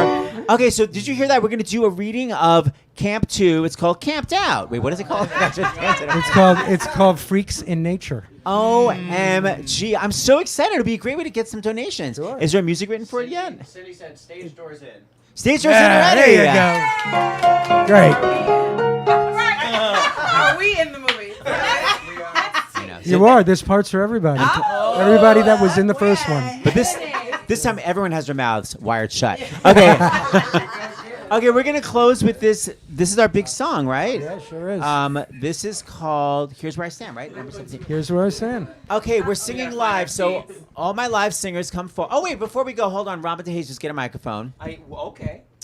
So Robin, just please tell everybody what your friend said. First of all, describe your skin condition, and then say what your friend said to you. You always want me to tell this It's my story, favorite yo. story. Go. Yo. So I was in a situation once where I had a rash break out on my hands and feet, and I didn't know what was going on. And I called my best friend. I was like, "Yo, I have a rash on my hands and my feet." He said, "Wait, what, Robin? You have a rash where?" I said, "My hands and my feet." He said, "Girl." And I said, "What, Dominic? Just tell me. Like, just tell me straight up. What is it?" He go, "Girl, I think you got syphilis." I did not have syphilis, but I did get the first shot just in case. I got it eventually, but not at that present moment. Why would a It gets rash- better. That's not even a symptom. And by the way, it wasn't I think. It was, girl, you got syphilis. You're right, That's what I love. It was so direct and authoritative. One of the things probably it turned out to be gout. You know what I mean? Like some other 1500, disease. Anybody? 7076? Okay, why don't I feel aren't you singing in this final number? Why don't you guys come near the damn microphones? But isn't there backup in this shit? It's the finale. Can we get that fan on, Tiffany? Well, no, the little one. The one over here. Also written by Michael Gore and Lynn Ahrens. Michael Gore and Lynn Ahrens. Where- Okay, so this is our final I forget, song. Yeah, just scoot on down. Everyone tune in to hell tomorrow night for Avenue Q, and we're raising money for Maui. Do we have a shot of Mandy on the couch? Where's my Mandy? Good girl and Bagel. Here's where I stand. Okay, we all ready? Yeah. Now I begged everyone to take this down a step, but it turns out everyone's voice is too amazing. Do you ever come out? Oh, Wait a minute. sorry, I've never heard a better voice. They were against me. I think I know that.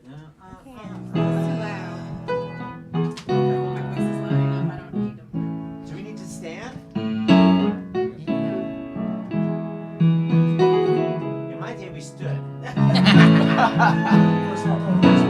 Yeah. Here in the dark, I stand before you, knowing this is my chance to show you my heart. This is the start. This is the start.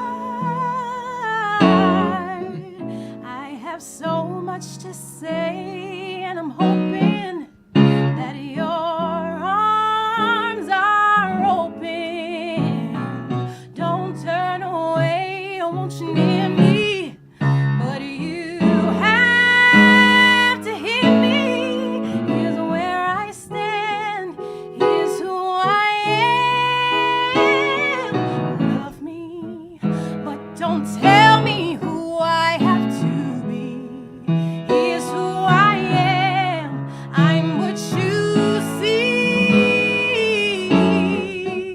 You said I had to change, and I was trying, but my heart wasn't lying.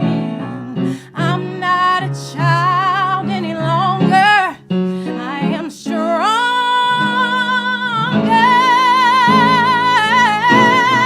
Here's where I stand. Here's who I